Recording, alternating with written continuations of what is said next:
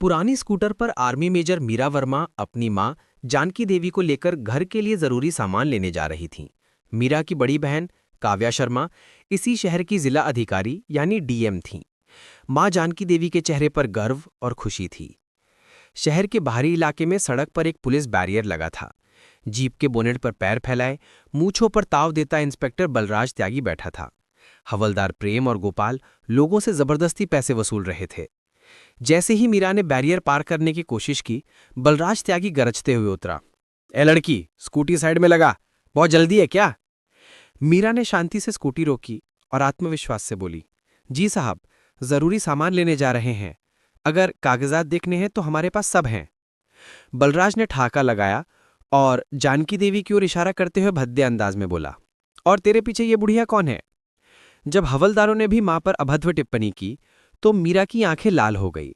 उसने गहरी सांस ली और सख्ती से कहा, जबान संभाल कर बात कीजिए, ये मेरी मां है, आप सिर्फ अपना काम करिए। गुस्से में आग बबूला होकर इंस्पेक्टर बलराज आगे बढ़ा, कागजात हवा में उछाल दी और गुलराया, हमें उल्लू बना रही है, निकाल चालान, पर बदतमीजी मत कर। जब मीरा ने चालान काटने को कहा तो बलराज ने बिना किसी झिझक के एक जोरदार थप्पड़ मीरा के गाल पर जड़ दिया। जानकी देवी चीख पड़ी। बलराज ने उन्हें धक्का दिया और चिल्लाया, इन दोनों को गाड़ी में ठूसो और ले चलो थाने। सड़क पर तमाशा देखने वालों की भीड़ जमा हो गई। एक नौजवान चुपचाप पूरी घटना को रिकॉर्ड कर रहा था। जीप में मीरा अपनी मां को सीने से लगाए बैठी थी। उसकी आंखों में खामोशी थी, पर दिल में आग जल चुकी थी। थाने पहुंचते ही इंस्पेक्टर बलराज ने गरजते हुए मां बेटी को एक बदबूदार कोठरी में बंद करवा दिया। रात गहराने लगी। कोठरी में मच्छर, सीलन और घुटन थी। जानकी देवी, जिन्हें अस्थमा की शिकायत थी, जोर जोर से खांसने लगी। मीरा घबरा गई और दरवाजा पीटने लगी। कोई है? दरवाजा खोलो, मेरी मां की तबीयत खराब हो रही है, प्लीज डॉक्टर को बुलाइए। बाहर से एक सिपाही ने नफरत से जवाब दिया, चुपचाप पड़ी रह, ड्रामा मत कर, सुबह से पहले कोई दरवाजा नहीं खुलेगा। पूरी रात मीरा अपनी मां का सिर गोद में रखे बैठी रही, उन्हें हिम्मत देती रही। उसकी आंखें बेबसी से लाल हो चुकी थीं। बाहर डीएम काव्या शर्मा सुबह से अपनी मां और बहन को फोन कर रही थीं, लेकिन दोनों के फोन बंद आ रहे थे। उनका दिल अनहोनी की आशंका से बैठा जा रहा था। तभी सोशल मीडिया पर वो वीडियो पोस्ट हो गया। पुलिस की गुंडागर्दी और डीएम की फैमिली के अपमान का ये वीडियो आग की तरह फैल गया। वीडियो काव्या के पीए के पास पहुंचा। कांपते हाथों से उसने काव्या को फोन थमाया। जैसे ही काव्या ने अपनी फौजी बहन मीरा के गाल पर थप्पड़ पड़ते देखा, उसका चेहरा गुस्से और सदमे से भयानक हो गया। उसके अंदर की बेटी और बहन तड़प उठी, पर डीएम का ऑफिसर जाग चुका था। काव्या ने तुरंत मीटिंग खत्म की। उसने अपने पीए को हुक्म दिया, पता लगाओ ये किस थाने का मामला है और माँ और बहन इस वक्त कहाँ हैं। मुझे हर मिनट की रिपोर्ट चाहिए। उसकी आवाज़ की ठंडक से पीए की रूह कांप गई। उधर थाने में इंस्पेक्टर बलराज चाय की चुस्कियां ले रहा था जब उसका फोन बजा।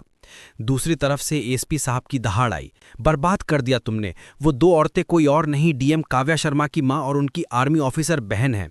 वो वीडियो मुख्यमंत्री तक पहुंच गया है। इंस्पेक्टर बलराज के हाथ से फोन छूट गया। वो पागलों की तरह हवालात की तरफ भागा। दरवाजा खोला गया तो अंदर का मंजर देख उसकी आत्मा कांप गई। मीरा की गोद में जानकी देवी बेहोश पड़ी थीं। बलराज गिड़गिड़ाने लगा, मैडम, हमको माफ कर दीजिए। मीरा ने नब्ज टटोली, जो बहुत धीमी चल रही थी। उसने इंस्पेक्टर की ओर एक ऐसी फौजी नजर से देखा कि वो थर्रा उठा। जल्दी एम्बुलेंस बुलाओ। एम्बुलेंस पहुंची। थाने के बाहर मीडिया का जमावड़ा था। मीरा अपनी मां के साथ सीधे अस्पताल पहुंची। डॉक्टर ने बताया कि जानकी देवी को सीवियर अस्थमा अटैक आया है और उनकी हालत चिंताजनक है। ये सुनकर मीरा टूट गई। तभी काव्या अस्पताल पहुंची। दोनों बहनें एक दूसरे से लिपटकर रो पड़ीं। काव्या ने आंसू पोंछे और फौलादी आवाज में कहा, कुछ नहीं होगा मां को, और जिन्होंने ये किया है उनकी जिंदगी की सबसे बड़ी सजा अब शुरू होने वाली है। अगले कुछ घंटों में इंस्पेक्टर बलराज और उसके साथी सस्पेंड कर दिए गए, लेकिन काव्या इतने पे रुकने वाली नहीं थी। उस शाम डीएम ऑफिस में स्पेशल प्रेस कॉन्फ्रेंस बुलाई गई। काव्या मीडिया के सामने आई और बोली, ये कहानी सिर्फ मेरी नहीं है, ये इस जिले के हर उस आम नागरिक की कहानी है जो रोज थानों में जिल्लत झेलता है। इसीलिए आज मैं सिर्फ उन पुलिस वालों के खिलाफ नहीं, बल्कि इस सड़े हुए सिस्टम के खिलाफ जंग का ऐलान करती हूं। काव्या ने घोषणा की, पूरे जिले की पुलिस को अब इंसानियत और संवेदना की ट्रेनिंग दी जाएगी। हर थाने का औचक निरीक्षण होगा और शिकायत मिलने पर सीधी बर्खास्तगी होगी। हर थाने के सीसीटीवी कैमरों की लाइव फीड सीधे डीएम ऑफिस से जोड़ी जाएगी। ये एक प्रशासनिक क्रांति की शुरुआत थी, लेकिन जल्द ही काव्या के विरोधी सक्रिय हो गए। राजधानी से काव्या के ट्रांसफर का आदेश आ गया, ये कहकर कि उनकी गतिविधियों ने प्रशासन की छवि को नुकसान पहुंचाया है। खबर फैलते ही शहर में हंगामा मच गया।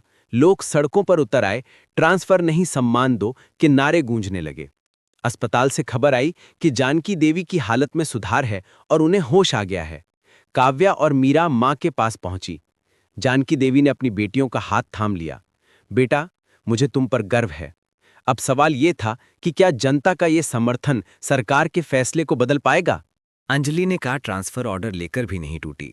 मुख्यमंत्री सचिवालय से कॉल आया और उन्हें राजधानी बुलाया गया। मुख्यमंत्री ने उन्हें समझाने की कोशिश की, पर काव्या अपने उसूलों पर अटल रही। शाम को एक बड़ी प्रेस कॉन्फ्रेंस हुई। मंच पर खड़ी काव्या ने कहा, मैं पद के लिए नहीं, अपने उसूलों के लिए खड़ी हूं। मेरी लड़ाई हमेशा न्याय के लिए होगी। तालियों की गड़गड़ाहट में मुख्यमंत्री ने खुद घोषणा की, हम डीएम साहिबा का ट्रांसफर रद्द करते हैं और पूरे राज्य में मानव सम्मान प्राणी अभियान की शुरुआत करते हैं, जिसकी प्रमुख खुद डीएम काव्या शर्मा होंगी। उस रात जब काव्या और मीरा अपनी मां के पास अस्पताल लौटी, तो जानकी देवी ने गर्व से कहा, एक देश की रक्षा करती है और दूसरी जिले को संभालती है, और जब दोनों साथ खड़ी हो जाती हैं तो अन्याय की कोई औकात नहीं रहती। अगले दिन से काव्या ने अपने मिशन की शुरुआत कर दी। 1 महीने के भीतर जिले के थानों में डर नहीं बल्कि सम्मान का माहौल था। कहानी एक मजबूत सीख के साथ खत्म हुई। अगर आप सच्चाई के रास्ते पर अकेले भी खड़े हैं तो आपकी एक चिंगारी पूरी व्यवस्था में सुधार लाने की ताकत रखती है। जीत हमेशा सच की होती है।